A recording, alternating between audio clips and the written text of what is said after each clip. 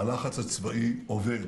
Israeli Prime Minister Benjamin Netanyahu on Sunday demanded Hamas disarm and its leaders depart Gaza as he promised to step up military operations against the group. זה בדיוק מה שאנחנו עושים. وقد تسلمنا قبل يومين. His comments come after the Hamas leader in Gaza said it had agreed to a ceasefire proposed by mediators, Egypt and Qatar, that included the release of 5 Israeli hostages each week.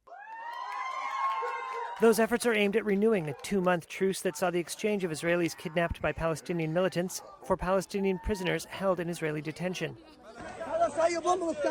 Israel resumed strikes and ground incursions into Gaza on March 18th.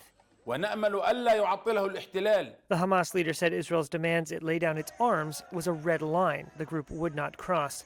Netanyahu said he was conducting negotiations and military operations simultaneously. A strategy he said, quote, creates the conditions for the release of our hostages.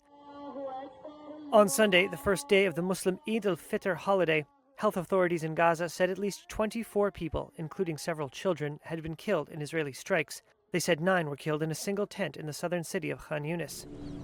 Israel launched its campaign in Gaza after a devastating Hamas attack on Israeli communities around the Gaza Strip on October 7, 2023. That killed some 1,200 people, according to an Israeli tally, and saw 250 abducted as hostages.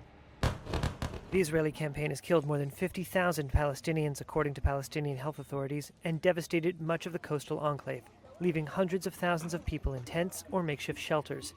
Since Israel resumed its attacks in Gaza on March 18th, hundreds of Palestinians have been killed and tens of thousands have been forced to evacuate areas in northern Gaza where they had returned following the ceasefire agreement in January. ונאפשר את מימושה של תוכנית טראמפ, תוכנית ההגירה מרצון. Netanyahu also said his government would allow what he called the voluntary immigration of Palestinians who wished to leave Gaza, an idea proposed by U.S. President Donald Trump. Trump originally called for relocating the entire population of Gaza, 2.3 million people, to other countries, including Egypt and Jordan, and developing Gaza as a U.S.-owned resort.